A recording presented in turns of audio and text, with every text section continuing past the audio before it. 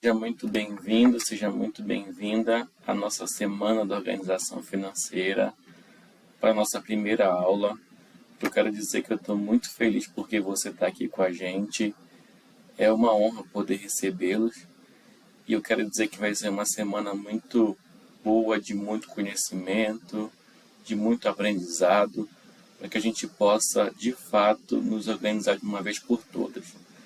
Talvez você chegou aqui e já tentou se organizar várias vezes, tentou se organizar de muitas maneiras, mas infelizmente você tem falhado algumas vezes. Mas o importante é que você reconheceu que precisa de alguma forma organizar a sua vida financeira, ou para ganhar mais dinheiro, ou para sair das dívidas, ou para ter um investimento melhor. Ou você começou a ver que a vida não é só hoje, a vida também é amanhã, e você quer se organizar para que você possa enfrentar esse futuro que é incerto de uma maneira mais organizada e mais segura.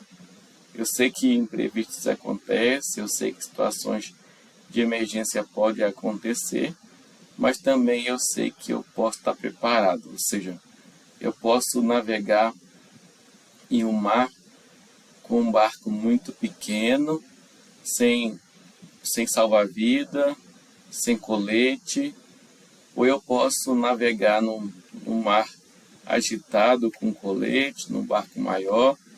Não quer dizer que as ondas não vão me atingir, mas a forma pela qual ela vai me atingir é muito menor. Então é interessante que a gente possa, de fato, estar preparado. Na vida sempre vai acontecer imprevisto.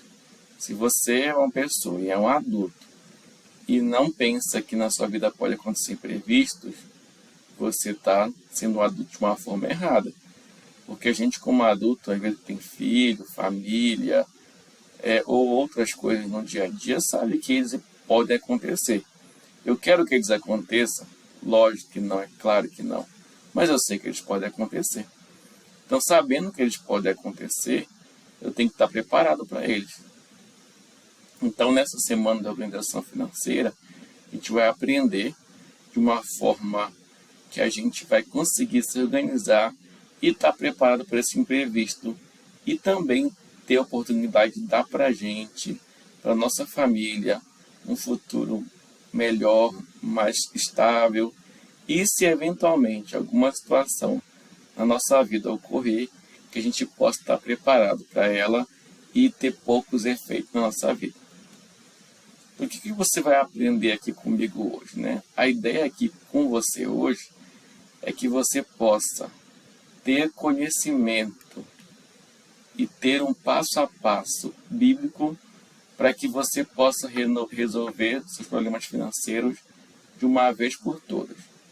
A gente sabe que problemas financeiros tiram o nosso sono, perturba a nossa cabeça, a gente fica incomodado com eles. Então eu quero te dar aqui um passo a passo bíblico para que você possa resolver esses problemas, não de forma temporária, mas de forma definitiva. Ou se, eventualmente, tiver alguma situação que venha ocorrer na sua vida que não esteja planejada, que você esteja o máximo possível preparado para poder lidar com ela. Então, o nosso foco aqui é que você hoje possa resolver de uma vez por toda os seus problemas financeiros e encontrar um caminho. Entenda que não é passo mágico. Aqui a gente não vai fazer uma oração e pedir para Deus para que Deus resolva os seus problemas. E aí as pessoas me perguntam, mas você não acredita no poder da oração? Eu acredito porque eu fui alvo de muita oração na minha vida e muitas delas me livraram de muitas situações difíceis.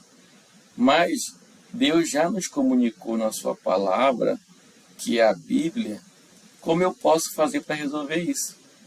Então, embora eu acredite no poder da oração, no milagre que pode acontecer na minha vida financeira, o melhor que eu posso fazer e a obediência que eu posso ter é indo na sua palavra e buscando esse ensinamento lá. Então, quero te dar aqui um passo a passo bíblico para você resolver esses problemas financeiros de uma vez por todas. E poder realizar seus sonhos e metas. Quantos sonhos nossos estão no papel, estão na nossa mente, e a gente não consegue. Por que não consegue? Porque nós não temos um passo a passo bíblico de como sair de uma situação. Eu fiz um tempo atrás um conteúdo dizendo que uma boa parte das pessoas às vezes está endividada e não consegue realizar os seus sonhos porque elas acabaram vivendo uma vida fora da sua realidade. Então, um dos motivos de eu não poder hoje realizar meus sonhos é porque eu estou vivendo uma vida, ou vivi em algum dado momento da minha vida, uma vida fora da minha realidade. Então, se eu estou vivendo uma vida fora da minha realidade, eu de fato não vou conseguir sustentar, eu não vou conseguir bancar essa vida. Então, nós queremos te dar aqui hoje, eu e a minha equipe, um passo a passo bíblico de como você pode resolver seus problemas financeiros de uma vez por todas e poder realizar os seus sonhos e metas e projetos. Então, quando você consegue ter a sua vida organizada, planejada e começa a investir, você começa a realizar os seus sonhos. Então, infelizmente, muita gente tentou antecipar os sonhos e sonhos, quando são antecipados, normalmente viram pesadelo. Então, tem tudo a sua hora, tem tudo o seu momento para ser feito, mas para isso você precisa estar organizado. E eu acredito, por esses muitos anos que eu leio a Bíblia, eu lembro de eu lendo a Bíblia numa escola bíblica desde quando eu tinha 6 anos, embora eu frequente muito tempo. E a Bíblia tem muita coisa para nos ensinar, muita. Os principais assuntos na vida, a Bíblia tem para poder nos ensinar. Então a gente tem um guia, um forte manual que é a Bíblia para poder ensinar. Então é por isso que eu estou usando o conhecimento bíblico milenar de um livro que, apesar de ser antigo, pelo seu tempo, ele não é desatualizado, ele é um livro atual.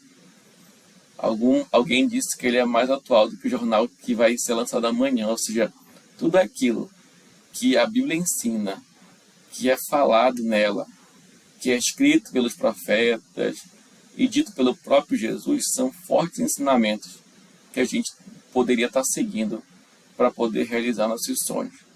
Então, você ficaria feliz em poder fazer uma viagem tão desejada com a sua família, e infelizmente você não consegue fazer isso hoje porque você está endividado.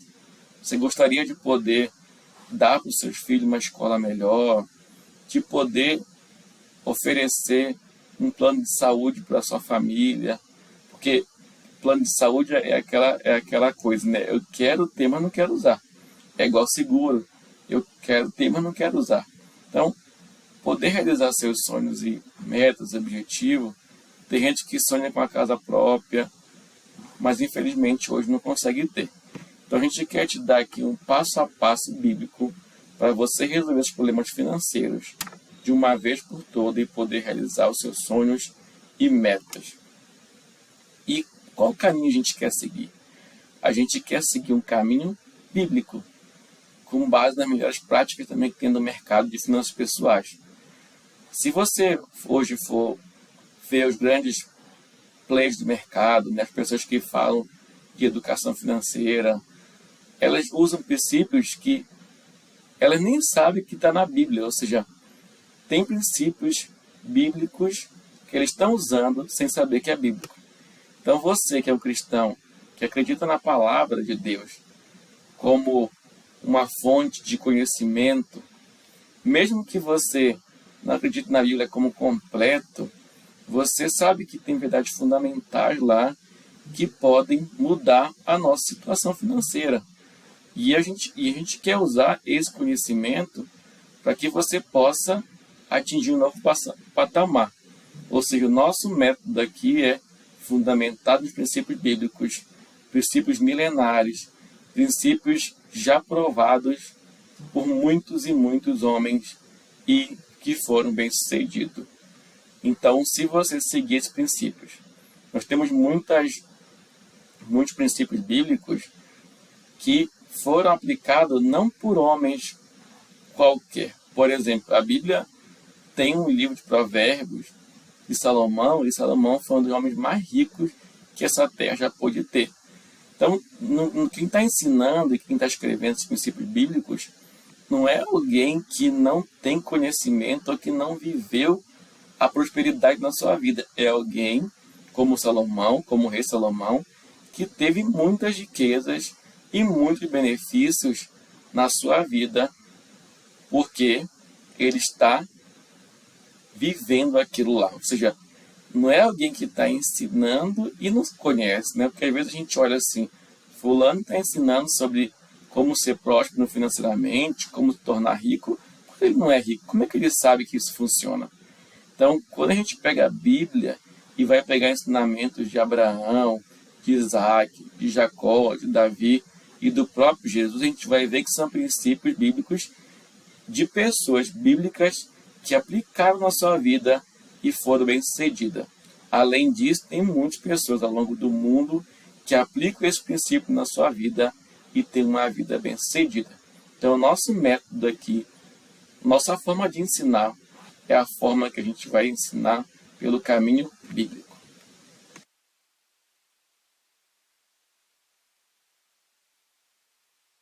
Então, quero contar para vocês também um pouco da minha história, né? Para saber assim, quem que está falando comigo, quem é o Evanilson.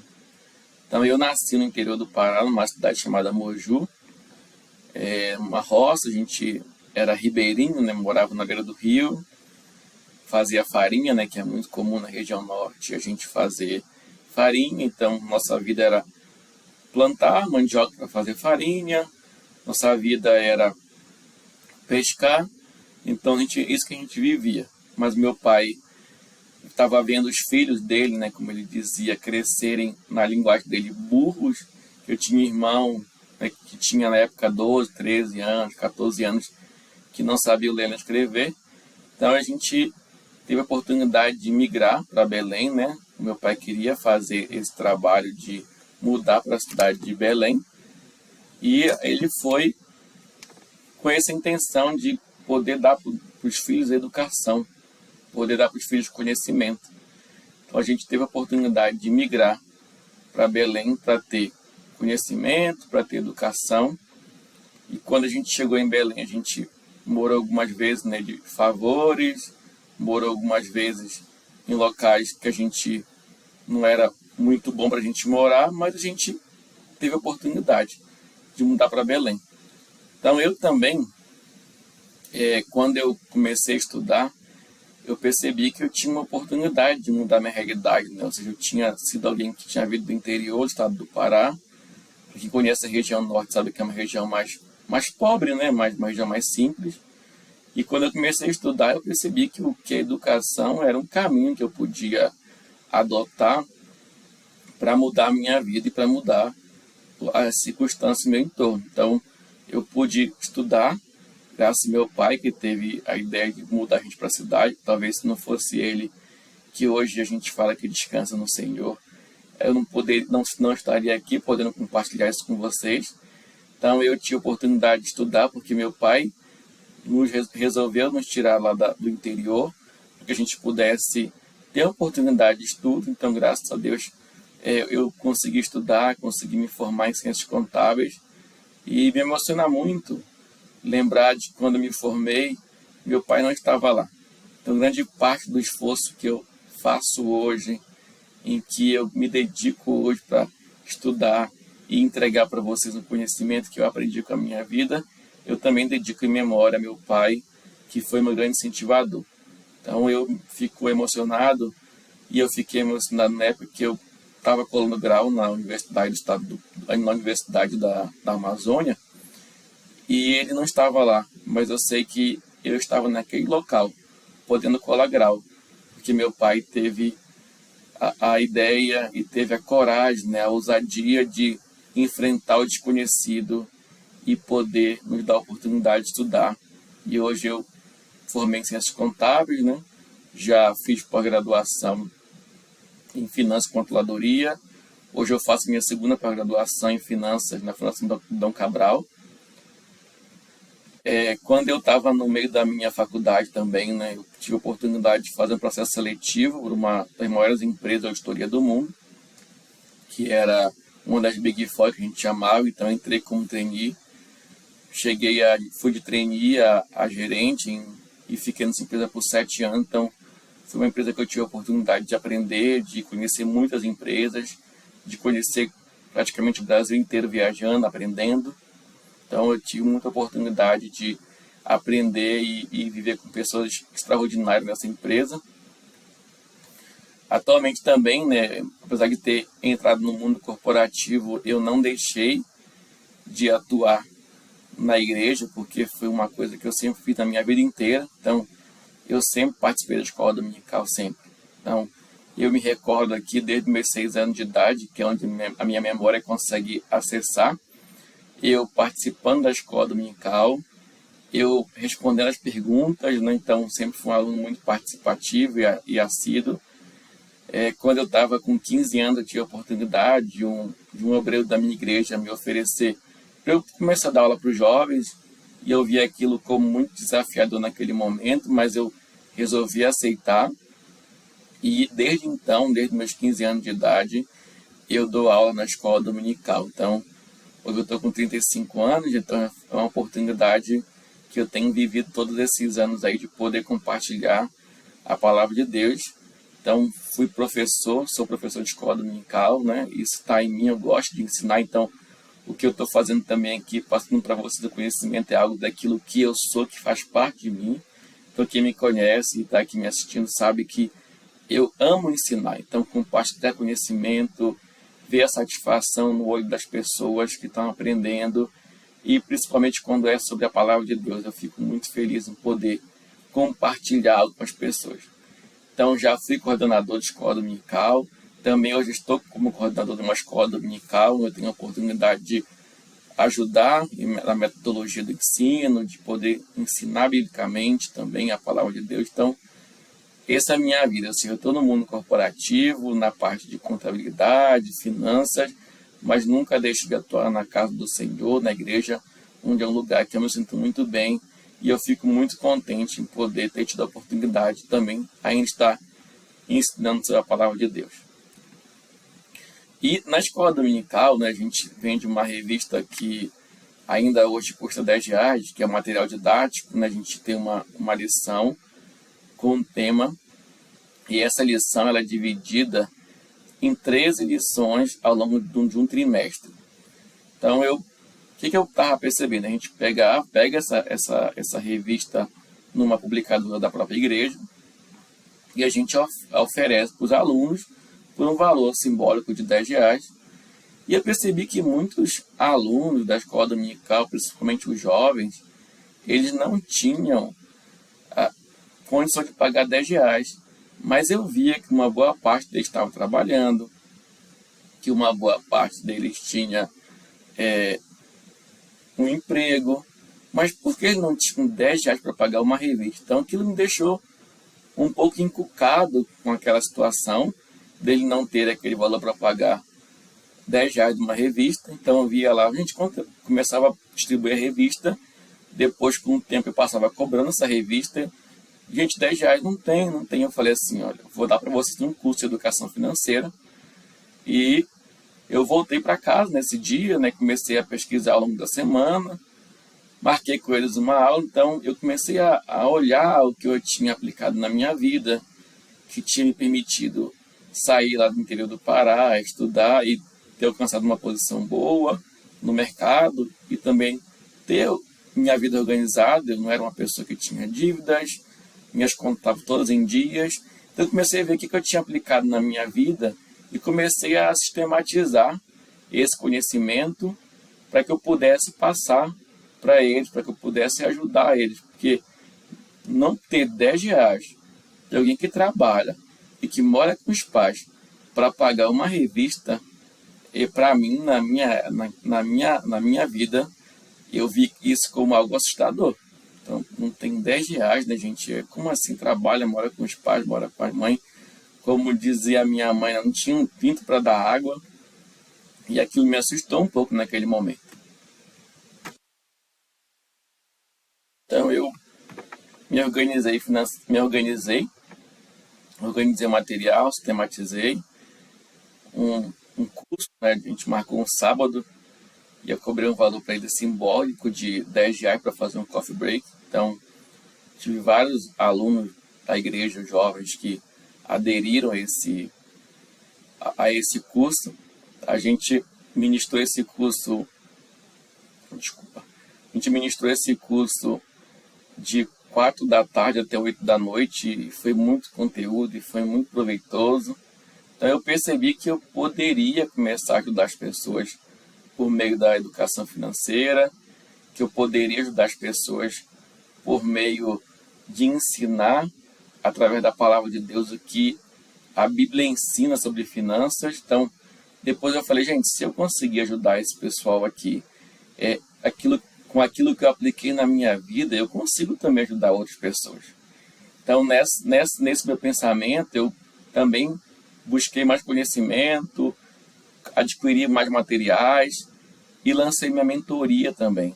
Então, minha mentoria, né, ainda tenho hoje individual, onde a gente passa 3 meses com 5 sessões, onde a gente acompanha desde o primeiro momento, né, não é só te ensinar, é fazer junto, é pegar na mão, é te ensinar a se organizar financeiramente, ensinar sobre hábitos, práticas saudáveis e te acompanhar para ver se você de fato está fazendo o que deveria ser feito. Então, eu tive a oportunidade de lançar minha mentoria financeira e eu tive ótimo feedback, né, dos alunos.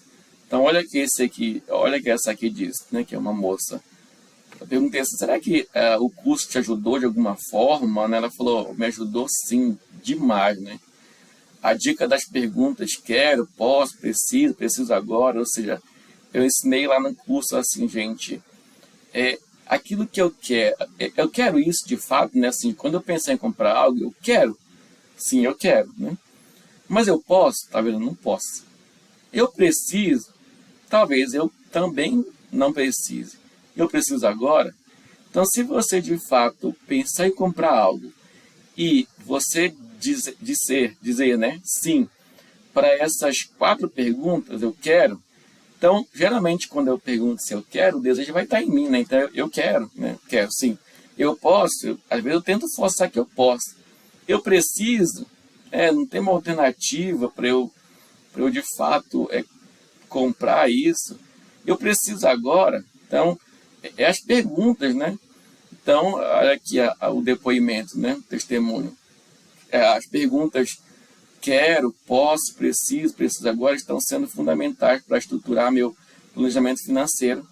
A dica sobre investimento com risco menor e liquidez diária também foi ótima. A dica de anotar no papel as entradas, as despesas, né? Isso aqui é como fazer o orçamento, também foi genial. Então, tiveram aqui ótimos depoimentos, né? Olha o outro aqui. Você disse que é sempre bom termos um dinheiro de reserva e agora estou fazendo isso, né? Então, quem tem dinheiro de reserva, quem é precavido, então tem ótimos depoimentos aqui. Isso aqui é um depoimento de uma mentorada minha, né? Ela disse que ela decidiu por uma consultoria financeira por não ter visão sobre finanças, precisava trabalhar mais e não conseguia programar minhas necessidades, objetivo em investir. Ao longo do processo fui aprendendo a importância de cumprir o orçamento proposto, pequenas mudanças de hábitos que fazem muita diferença, planejar consumos objetivos, as maiores formas de investimentos e planejar o futuro, né? Ou seja, a gente entende que a vida é hoje, mas a vida também é amanhã, né? Então ela que agradece pela dedicação, pelo tempo, pela competência e ela agradece aqui, né? 2022, estamos 24 hoje. Então aqui eu perguntei para a mentorada se ela queria terminar a última sessão, ela falou, desculpa, mas vou deixar para o próximo ano, vou aderir ao novo plano, que ela queria continuar sendo acompanhada por mim. Mas ela fala que você foi essencial para que eu terminasse esse ano ainda melhor. Te agradeço muito por toda a ajuda e a organização. Você, sem dúvidas, foi enviado por Deus neste ano e quero caminhar com você no próximo ano. Obrigado de coração. Desejo para você um feliz ano novo e um próspero ano novo para você e sua família. Ou seja, ela tinha 5 sessões de mentoria ao longo dos 3 meses, ela não viu necessidade de fazer a última, né? Assim, falou, estou tranquilo, estou em paz, né? Tô em dia com as minhas finanças, agradeço a dedicação. Então, podem ver aqui que, de fato, o trabalho que foi e que é oferecido tem trazido muito resultado para as pessoas, é algo que tem, de fato, mudado vidas, né? Mas aqui também eu queria falar com você os 3 principais erros dos cristãos em relação às finanças. Você sabe qual é?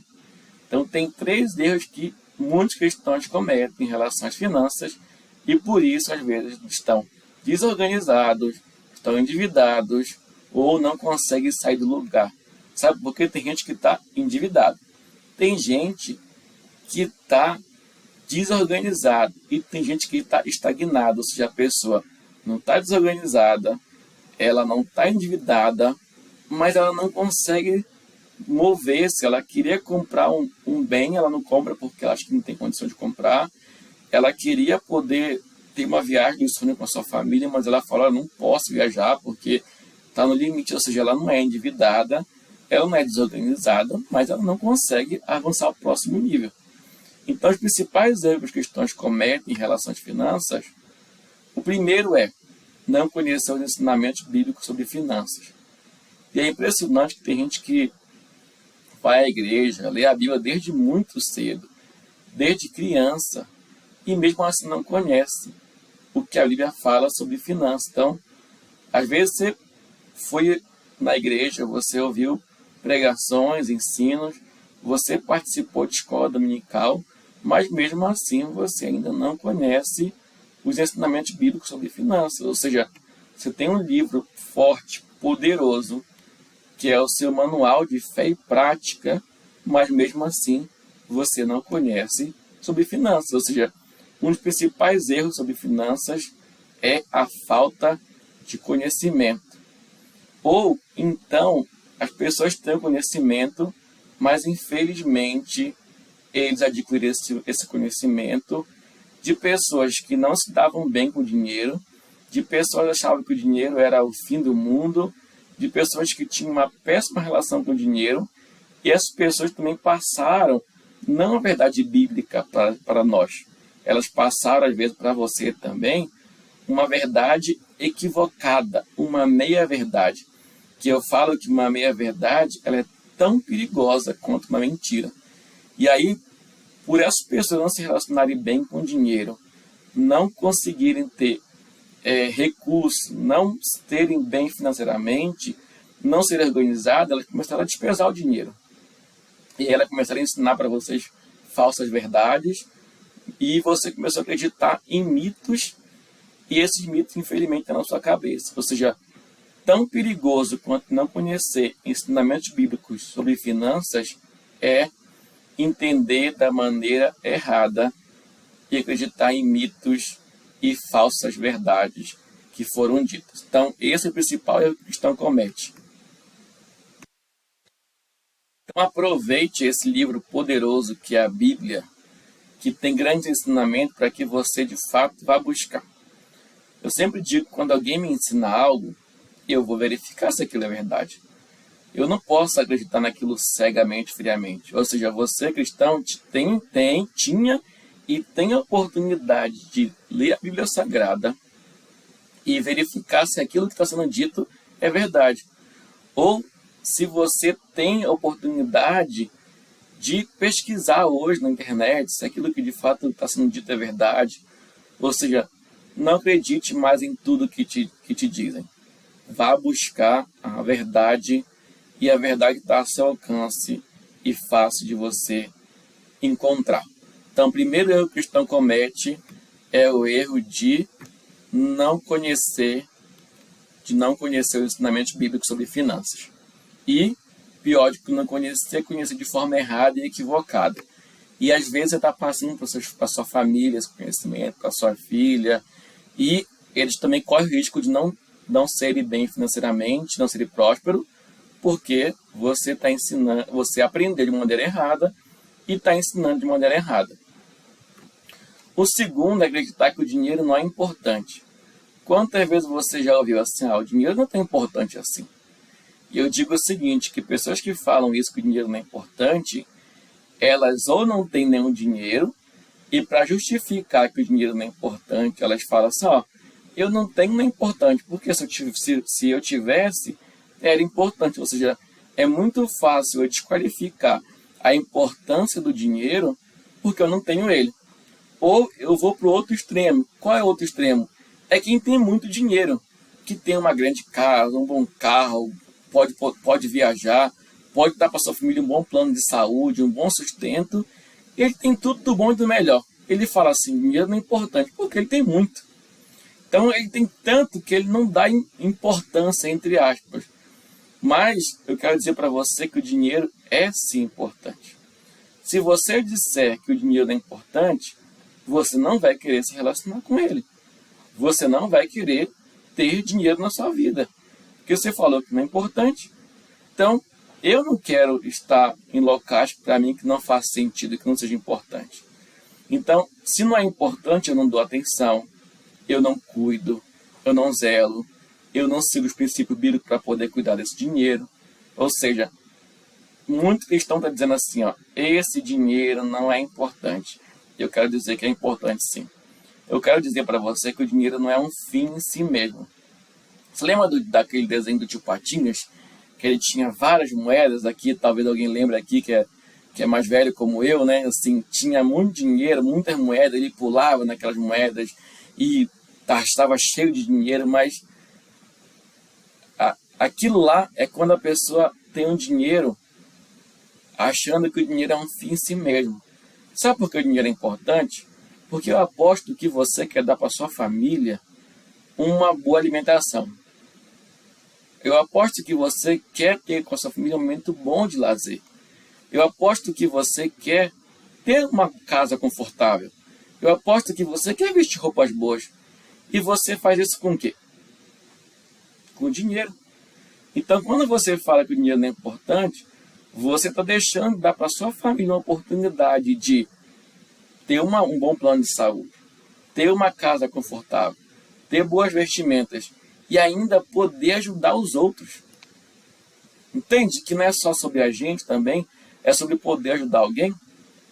O outro mito que acreditaram é que o dinheiro é sujo. Qual é a primeira coisa que você faz quando você se suja? Se eu me sujar, eu quero me lavar. A não ser que eu tenha que fazer um trabalho longo e ficar sujo, mas se eu me sujei, na primeira oportunidade eu quero me lavar. Ou seja, o que a gente faz com a sujeira? A gente se livra dela. Então, se eu acredito que o dinheiro é sujo, que não é importante, eu quero me livrar dessa sujeira. Ou seja, se é sujo, vai chegar até a mim o dinheiro, eu vou receber na minha conta o meu salário no final do mês, e eu quero me livrar dele rapidamente, porque eu não quero ter nada que é sujo, e eu não quero ter nada que me prejudique a minha imagem. Porque se eu andasse na rua todo sujo, alguém ia dizer assim, olha, o Evanilson está todo sujo andando pela rua, eu ia chamar a atenção, e eu não quero chamar esse tipo de atenção para minha negativa. Por isso eu falo que o dinheiro é sujo. Se é sujo, eu quero me livrar. Então, eu quero dizer para você que o dinheiro não é sujo. As pessoas atribuíram a sujeira ao dinheiro por conta de muitas coisas que foram feitas com ele. Mas ele não faz nada. Se eu pegar uma cédula de R$100 e colocar na sua frente, eu tenho certeza que ele não faz nada. Ou seja, e a origem do seu dinheiro também não é suja. Eu sei que você é alguém que trabalha, que batalha pelo aquilo que é seu, corre atrás, estuda, busca conhecimento. Você está aqui hoje fazendo isso. Então, o dinheiro que chega na sua mão não é sujo. O dinheiro que chega na sua mão é dinheiro digno.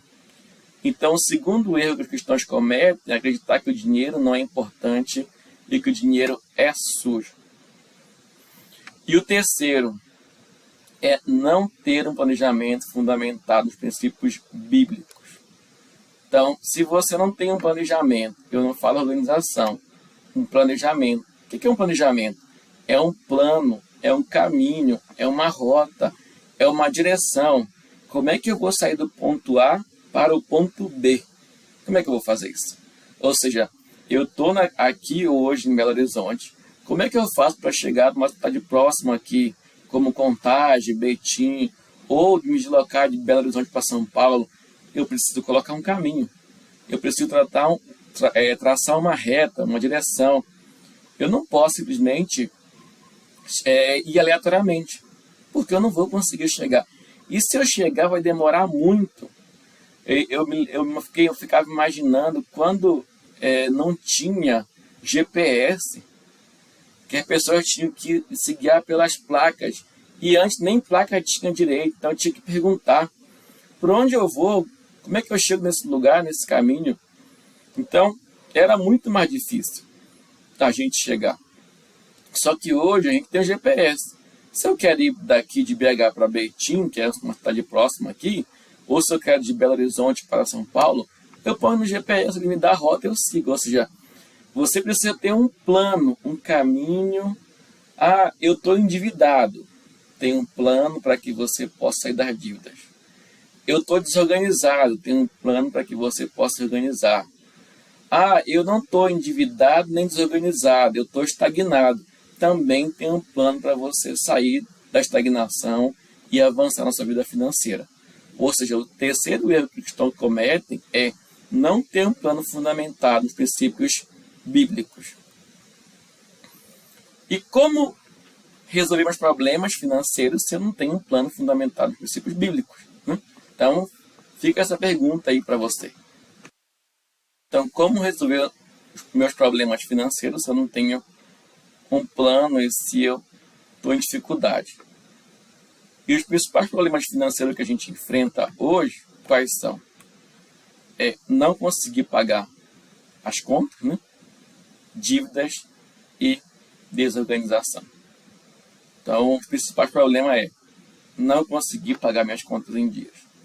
As contas estão chegando, o boleto está vencendo, e como é que eu faço para pagar minhas contas?